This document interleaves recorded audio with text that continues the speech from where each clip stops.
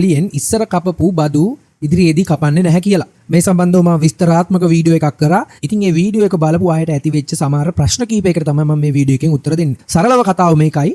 ඔයා අවුරුද්දක් ඇතුළත උපයන ආදායම රුපියල් ලක්ෂ 18ට වැඩිය අඩුයි නා. මේ ආදායම ඔයාගේ වැටුප වෙන්න පුළුවන්, ස්ථාවර තැන්පතුවක් දාලා ලැබෙන පොලිය වෙන්න පුළුවන්, වෙනත් ආදායම් මාර්ගයක් වෙන්න පුළුවන්.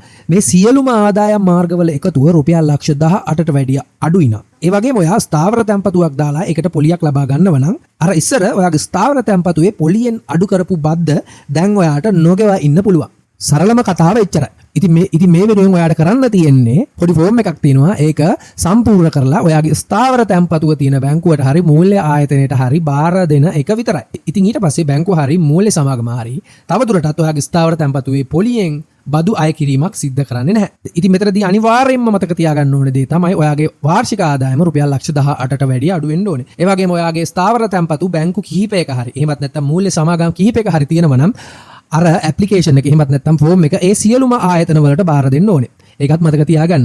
ඉතින් ඊළඟ වැදගත්ම දේ තමයි ඔයාගේ ස්ථාවර තැන්පතුවේ පොලියෙන් බදු අඩු කරන්න කලින් ඉක්මනටම බැංකුවට ගිහිල්ලා මේ ඩොකියුමන්ට් එක බාර දෙන්න ඔයාලට සිද්ධ වෙනවා. බැරි වෙලාවත් ඔයාලට මේ ෆෝම් එක බාර දෙන්න කලින් ඔයාගේ ස්ථාවර තැන්පතුවෙන් බදු අඩු කරොත් ඒක ඔයාලට බැංකුවෙන් ලබා ගන්න වෙන්නේ නැහැ. ඒකට ඔයාලට දේශීය ආදායම් දෙපාර්තමේන්තුවට යන්න සිද්ධ වෙනවා. ඒ හින්දා දවසක්වත් පරක්කු වෙන්නේ නැතුව ගිහිල්ලා මේ ෆෝම් එක ඔයාගේ බැංකුවට හරි මූල්‍ය සමාගමට හරි බාර දෙන්න. ඒ වගේම තමයි මේ ඇප්ලිකේෂන් එකේ එක් තැනක සඳහන් කරන්න තියෙනවා ටින් අංකය. එහෙමත් නැත්නම් බදු ගෙවන්නා හඳුනා ගැනීමේ අංකය. ඔයාලට දැනටමත් ටින් අංකයක් නැත්නම් ඔයාලට එක්කෝ ඔන්ලයින් මේ ටින් අංකය ලබා ගන්න පුළුවන්. එහෙමත් නැත්නම් දේශීය ආදායම් දෙපාර්තමේන්තුවේ ළඟව තියෙන ශාඛාවකට ගිහිල්ලා ඔයාලට මේ ටින් අංකය ලබා ගන්න පුළුවන්. හැබැයි අපිට දැනගන්න පුළුවන් වෙච්ච විදිහට පළවෙනි මාස කිහිපය ඇතුළත ටින් අංකය නැතුව වුණත් මේ ඇප්ලිකේෂන් ෆෝම් එක එහෙමත් නැත්නම් සෙල්ෆ් ඩෙක්ලරේෂන් එක එහෙමත් නැත්නම් ස්වයං ප්‍රකාශය බැංකුවට ලබා දෙන්න පුළුවන් කියලා තමයි අපිට දැනගන්න ලැබුණේ. ඉතින් ඒකත් මතක තියාගන්න. ඔයාලට ටින් අංකය ගන්න පුළුවන් නම් හොඳයි. හැබැයි ටින් අංකය ගන්නකල් කියලා පරක්කු කර ඉන්න එපා. පුළුවන් තරම් ඉක්මනින් ගිහින් මේ සෙල්ෆ් ඩෙක්ලරේෂන් එක බාර දෙන්න. ඒ වගේම ඔයාගේ ස්ථාවර තැන්පතු තියෙන්නේ බද්ද ගිණුමක් විදිහට නම් ඒ එක බද්ද අයදුම් කරුවන් අනිවාර්යෙන් Tamante එක ගානේ මේ ඇප්ලිකේෂන් ෆෝම් එක බැංකුවට හරි මූල්‍ය සමාගමට හරි බාර දෙන්න ඕනේ. ඉතින් අනිත් වැදගත්ම දේ තමයි බොරුවට ඔයාගේ ආදායම රුපියල් ලක්ෂ 18ට වඩා අඩුයි කියලා බැංකුවට මේ ප්‍රකාශය ඉදිරිපත් කරන්න යන්න එපා.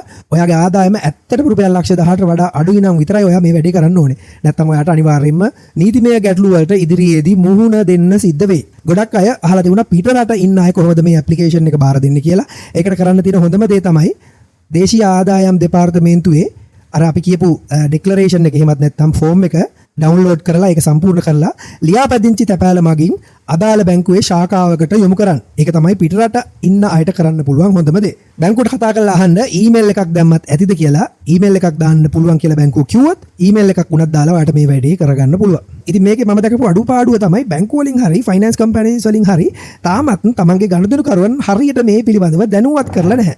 ඉතින් ගොඩක් අය මෙහෙම දෙයක් තියෙනවා කියලා දැනගත්තෙත් අපේ වීඩියෝස් වලින්. ඉතින් ලංකාවේ බැංකු වලටත් ෆයිනෑන්ස් කම්පැනිස් වලටත් වගකීමක් තියෙනවා තමන්ගේ පාරිභෝගිකයන් වෙනුවෙන් මේ දැනුම ලබා දෙන එක. අපි මේ YouTubersලා විදිහට කරන්නේ අමතර සේවයක් විතරයි. ඉතින් මේක ගොඩාක්ම වැදගත් වෙන්නේ ජ්‍යෙෂ්ඨ පුරවැසියන්ට. ඉතින් එයාලට තමයි මේ වැඩි සෑහෙන අසාධාරණයක් උනේ ස්ථාවර තැන්පතුවේ පොලියෙන් බදු අය කරපු එක.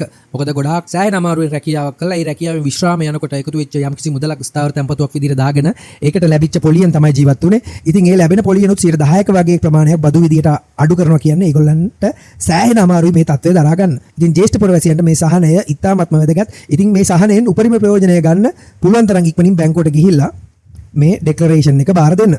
ඉතින් මේ මොනවා කරන්නත් ඔයාගේ වාර්ෂික ආදායම රුපියල් ලක්ෂ 18ට වැඩිය අඩු වෙන්න ඕනේ. ඒක තමයි මෙතනදී බලන ප්‍රධානතම සාධකය.